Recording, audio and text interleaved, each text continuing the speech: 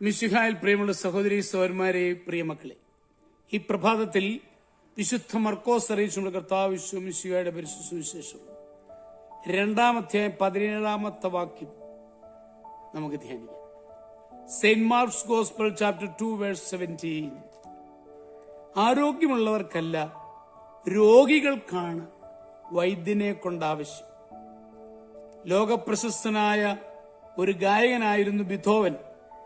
30-ാമത്തെ വയസ്സിൽ അദ്ദേഹം ബധിരനായി.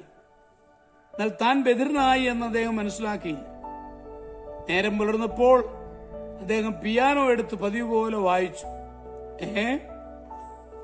ഇതൊരു ശബ്ദവും പുറപ്പെടുവിക്കുന്നില്ലല്ലോ, ഒരുപക്ഷെ എന്തെങ്കിലും കേട് സംഭവിച്ചു കാണും.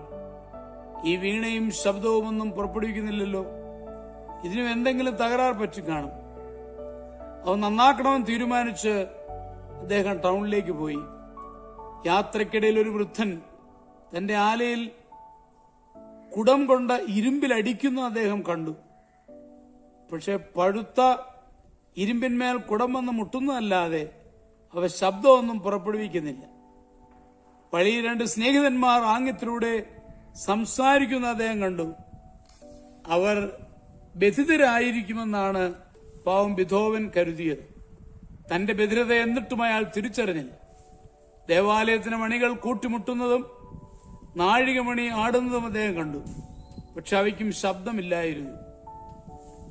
നല്ല ഫിഡിൽ വായനക്കാരനായ സ്നേഹിതന്റെ വീട്ടിലെത്തിയപ്പോൾ ഭൂമുഖത്തിരുന്ന ഫിഡിലെടുത്ത് കൊട്ടിയ ബിഥോവൻ അതിന് നിശബ്ദത കണ്ടപ്പോൾ മാത്രമാണ് തന്റെ ബധിരതയെക്കുറിച്ച് ചിന്തിച്ചത്. താൻ ബധിരനായി എന്നറിഞ്ഞിട്ടും വിധിയെ പഴിക്കാതെ ധീരമായി നേരിടുകയാണ് ബിഥോവൻ ചെയ്തത്. ഒരിക്കൽ സദസ്സിൽ വെച്ച് ബിഥോവൻ പാടുകയായിരുന്നു. ഗാനത്തിന്റെ അലകളേറ്റ് സദസ് പുളകം കൊണ്ടു. അവർ അദ്ദേഹത്തെ കൈയടിച്ച് പ്രോത്സാഹിപ്പിച്ചു. Once more എന്നാവശ്യപ്പെട്ടു. ബിഥോവന് കാര്യമെന്തെന്ന് മനസ്സിലായില്ല. ഫിഡിൽ വായിക്കുന്ന സുഹൃത്താണ് അപ്പോൾ സദസ്സിന്റെ പ്രതികരണം ആംഗ്യത്തിലൂടെ അദ്ദേഹത്തെ മനസ്സിലാക്കിയത്. അദ്ദേഹം പെട്ടെന്ന് പൊട്ടിക്കരഞ്ഞു. പിന്നീട് ഒരിക്കൽ കൂടി ആ ഗാനസുധ അവർക്കായി പരന്നൊഴുകി. അതെ, അനുഭവമാണ് ഏറ്റവും നല്ല അധ്യാപകൻ. പക്ഷെ അത് മറ്റാരേക്കാൾ ക്രൂരമായി നമ്മെ പഠിപ്പിക്കുന്നു. നമ്മുടെ കർത്താവ് മിശിഹായുടെ കൃപയും പിതാവായ ദൈവത്തിന്റെ സ്നേഹവും പരിശുദ്ധാത്മാവിന്റെ സഹവാസവും പരിശുദ്ധമ്മയുടെ മധ്യസ്ഥതയും നിങ്ങളെല്ലാവരോടും കൂടി ധാരാളമായിട്ടുണ്ടായിരിക്കും, എപ്പോഴും എപ്പോഴും എന്നേക്കും. ആമേൻ.